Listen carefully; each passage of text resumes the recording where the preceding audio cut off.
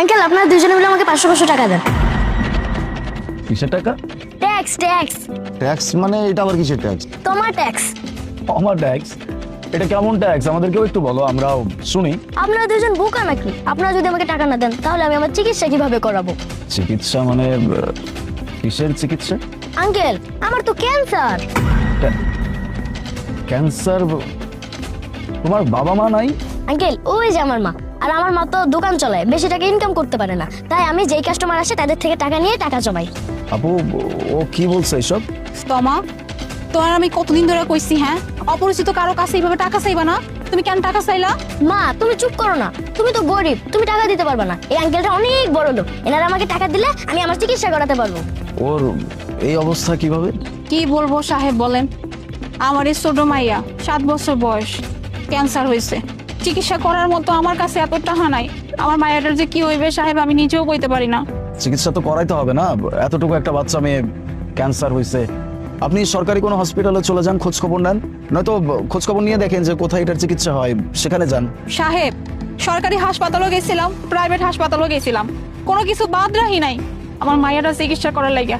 কিন্তু কি করুম কন, এত টাকা তো আমার কাছে না, আমি তো গরিব মানুষ, এই ছোট একটা চায়ের দোকান চালাই।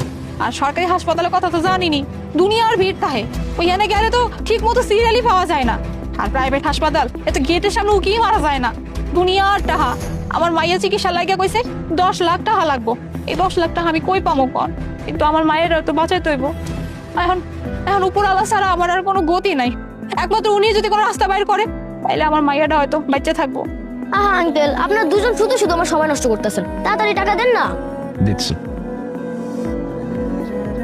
এনো এটা আমারটা। এই যে এটা আমারটা। মা মা দেখো আমার কতগুলো টাকা হয়েছে। 1 2 3 4 5টা টাকা। তোর চিকিৎসা ঠিকই হইব, তুই চিন্তা করিস না, তুই সুস্থ হয়ে যাবে। দেখছিস বাচ্চাটা কত ছোট, এই বয়সে ওর এত বড় রোগ ধরা পড়ছে। ওর তো বাকি জীবন এখনো পড়ে আছে, মানে কি করবে বুঝতেছি না। স্ট্রেঞ্জ না? বাচ্চাটা এখনো বুঝেই নাই যে ওর কত বড় একটা রোগ হয়েছে, কিভাবে আসতেছে। হাসিটা দেখছিস কত মিষ্টি। আমাদের না বাচ্চাটাকে হেল্প করা উচিত, ওর চিকিৎসার জন্য আমাদের এগিয়ে আসা উচিত। হেল্প তো করতে ইচ্ছেই করে, কিন্তু তুই একটাবার তোর অবস্থা দেখ, আমার অবস্থা দেখ, মানে যতটুকু পারবো আমরা ততটুকু তো হেল্প করছি। 500 টাকা করে তো দিলাম, কিন্তু এখন কেমনে কি? হ্যাঁ সেটা ঠিক আছে,